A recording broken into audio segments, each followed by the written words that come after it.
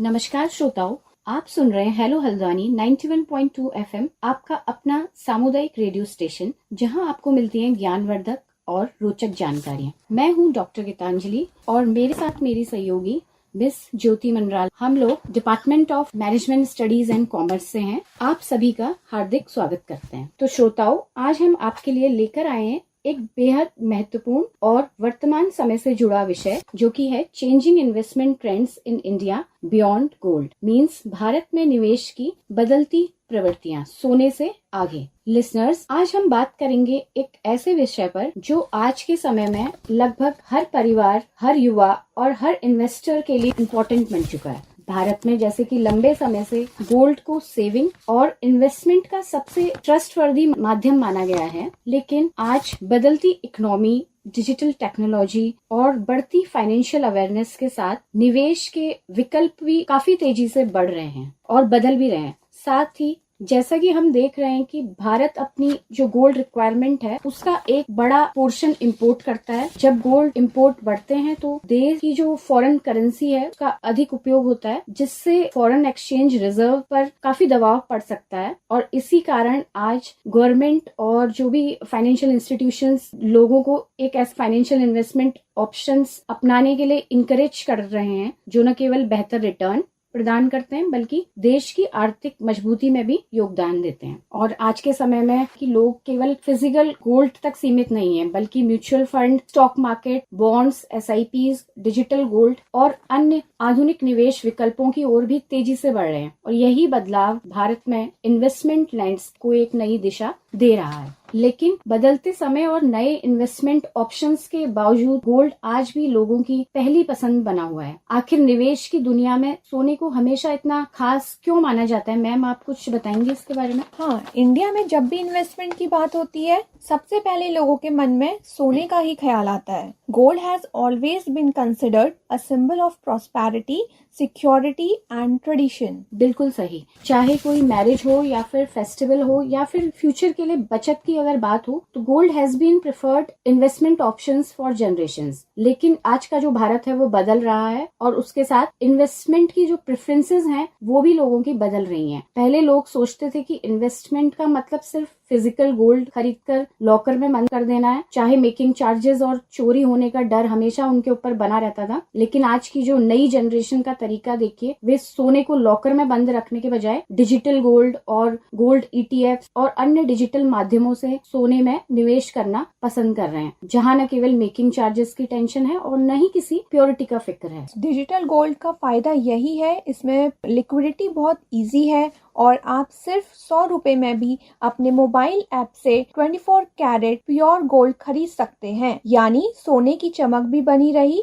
और सुरक्षा की टेंशन भी खत्म। वैसे आज के यंग इन्वेस्टर्स सिर्फ सोने तक ही सीमित नहीं हैं। वे mutual funds, SIP, stock market, government bonds और डिजिटल इन्वेस्टमेंट प्लेटफॉर्म्स की तरफ भी काफी तेजी से अट्रैक्ट हो रहे हैं। That's true. Technology and financial awareness have completely transformed the investment landscape. आज हम देखते हैं कि मोबाइल फोन के माध्यम से कुछ ही मिनट्स में कोई भी व्यक्ति अपना इन्वेस्टमेंट अकाउंट ओपन कर सकता है और कहीं से भी इन्वेस्टमेंट शुरू कर सकता है। लेकिन इस डिजिटल आसानी के साथ साथ मार्केट में एक नया चैलेंज भी है, जिसे आज की जनरेशन कहती है फोमो। लिसनर्स ने ये वर्ड सुना भी होगा, जिसका मतलब है फेयर ऑफ मिसिंग आउट। आजकल सोशल मीडिया खोलते ही तरह तरह के फाइनेंस इन्फ्लुएंसर्स आ जाते हैं, जो 30 सेकंड्स की रील में ही रातों रात अमीर बनने के कुछ शॉर्टकट्स बताते हैं। और जिससे क्या होता है रिजल्ट, कि हमारे जो युवा हैं इस फोमो के चक्कर में बिना सोचे समझे कहीं भी पैसे लगा देते हैं, जो कि बहुत ही एक रिस्की है। राइट। ये जो सोशल मीडिया का अधूरा ज्ञान होता है ना, ये सीधे सीधे हमारी अर्निंग्स को रिस्क में डाल देता है। फाइनेंस में हमेशा कहा जाता है कि half knowledge is worse than ignorance, यानी आधा ज्ञान अज्ञानता से भी ज्यादा खतरनाक है। लोग भूल जाते हैं कि शॉर्टकट हमेशा नुकसान देता है। पहले लोग साधारण सेविंग्स को ही इन्वेस्टमेंट समझते थे, लेकिन अब फाइनेंशियल प्लानिंग का कंसेप्ट काफी फेमस हो गया है। लोग अब बहकावे में आने के बजाय अपने गोल्स के हिसाब से समझदारी से इन्वेस्टमेंट डिसीजन ले रहे हैं। Exactly, ma'am.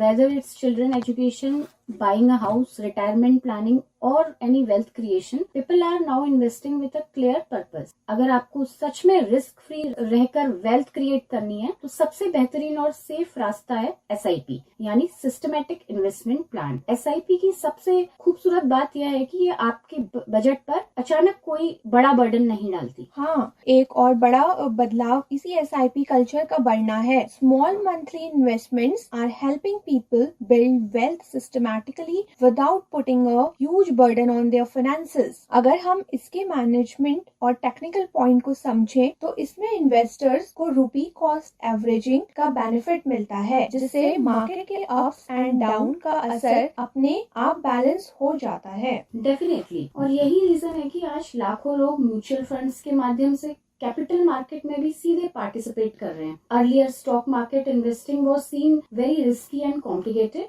But now awareness has improved significantly. लोग अब समझने लगे हैं कि लंबे समय के निवेश में पावर ऑफ कंपाउंडिंग यानी कंपाउंड इंटरेस्ट जो है वो जादू की तरह काम कर रहा है। क्यों मैम, वैसे देश के भीतर चल रहे इस इन्वेस्टमेंट के बदलाव के बीच रिसेंटली इंडियन मार्केट को लेकर एक बहुत बड़ी ग्लोबल हेडलाइंस आई हैं, जिसने पूरे ग्लोबल मार्केट में हलचल मचा दी है। सही कहा, इंडियन गवर्नमेंट ने सचमुच एक ऐतिहासिक और गेम चेंजर डिसीजन लिया है। सरकार ने फॉरेन पोर्टफोलियो इन्वेस्टर्स FPIs यानी विदेशी निवेशकों के लिए जो गवर्नमेंट सिक्योरिटीज और बॉन्ड में निवेश पर मिलने वाला जो ब्याज होता है यानी इंटरेस्ट होता है और कैपिटल गेन टैक्स को पूरी तरीके से एबॉलिश कर दिया है, उसे खत्म कर दिया है। यह तो वाकई बहुत बड़ा और बोल्ड इकोनॉमिक रिफॉर्म है। इसका सीधा मतलब यही हुआ ना कि जो बड़े बड़े foreign pension funds, global insurance companies या सोवरेन वेल्थ फंड्स पहले भारत के टैक्स स्ट्रक्चर से डर के लॉन्ग इन्वेस्टमेंट करने से कतराते थे,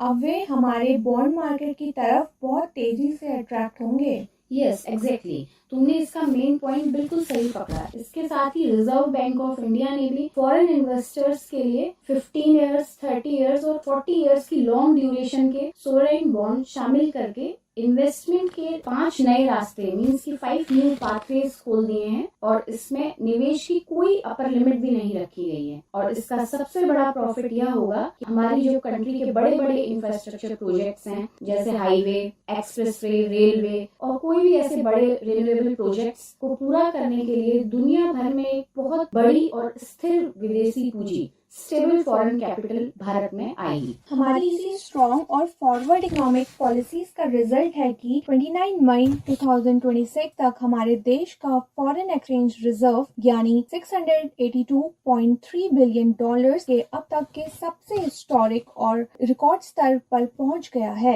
यह ह्यूज रिजर्व हमारे देश के लिए एक ऐसी शील्ड है जो हमारी इकोनॉमी को किसी भी ग्लोबल रिसेशन, इन्फ्लेशन या फिर एक्सटर्नल फाइनेंशियल शॉक से पूरी तरह सेफ रखती है। बिल्कुल, यह तो हर इंडियन के लिए बहुत ही प्राइड की बात है। लेकिन मेरे मन में एक बड़ा क्वेश्चन और चिंता भी उठ रही है जो बाजार में भी बहुत बड़ी डिबेट का विषय आजकल बना हुआ है। जो सवाल है कि गवर्नमेंट ने विदेशी निवेशकों को तो कैपिटल गेन टैक्स में इतनी बड़ी छूट दे दी, लेकिन जो हमारी कंट्री के डोमेस्टिक इन्वेस्टर्स हैं उन्हें तो आज भी कैपिटल गेन टैक्स देना पड़ रहा है। क्या इससे हमारे देश के रिटेल इन्वेस्टर्स को थोड़ी असमानता महसूस नहीं होगी? यस, सरकार के सामने यह एक बिग चैलेंज होगा कि वे विदेशी पूंजी को अट्रैक्ट करने के साथ साथ अपने जो डोमेस्टिक इन्वेस्टर्स हैं उनके भरोसे के बीच एक सही बैलेंस कैसे बनाते हैं। Although economic point of view से अगर हम देखें तो जब देश का इंफ्रास्ट्रक्चर सुधरता है और फॉरेन एक्सचेंज रिजर्व बढ़ता है तो रुपया या फिर जो हमारी करेंसी है वो मजबूत होती है, जिसका सीधा और पॉजिटिव इम्पैक्ट कंट्री के हर सिटीजन, स्मॉल बिजनेसमैन और लोकल बिजनेस को ही मिलता है।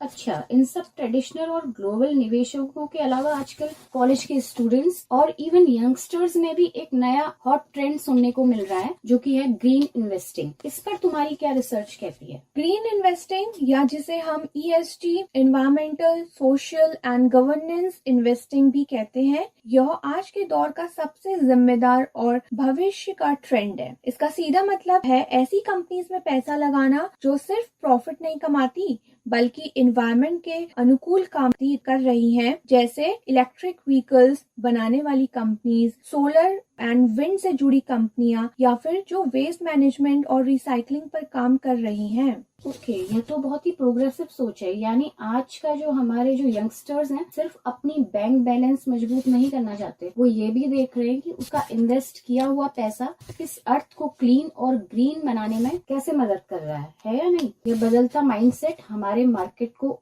और भी ज्यादा मैच्योर और इवन सस्टेनेबल बना रहा है। यस, बिल्कुल सही। लेकिन इस पूरी करंट डिस्कशन और नए ट्रेंड्स का मतलब यह बिल्कुल नहीं है कि सोने का महत्व कम हो गया है। Gold still remains an important asset and continues to play a significant role in portfolio diversification. जब भी शेयर मार्केट में कोई बड़ी गिरावट या अनसर्टेनिटी आती है, सोना हमें सबसे रिलायबल सपोर्ट बनता है। राइट, और फाइनेंशियल एक्सपर्ट्स भी यही सलाह देते हैं कि investors should diversify their investment rather than relying on a single assets class. निवेश की दुनिया का वह मशहूर नियम हमेशा हमें याद रखना चाहिए कि never put all your eggs in one basket. Means अपनी पूरी जमा पूंजी किसी एक ही जगह पर कभी मत लगाइए।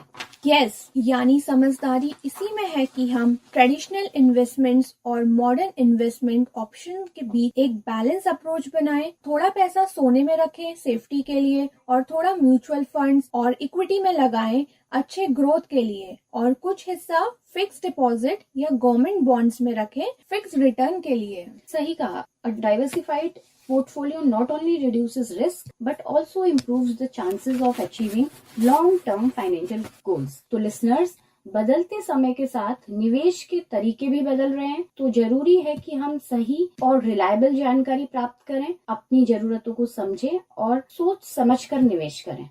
Yes, remember, smart investing is not always about following trends blindly. It is about making informed decisions based on your financial goals and risk appetite. और financially aware बने और समझदारी से कदम लें। बिल्कुल, इसी मैसेज के साथ हम आपसे विदा लेते हैं। Thank you for listening. Always stay informed, stay financially aware and invest wisely. सुनते रहिए hello Haldwani 91.2 FM। Thank you.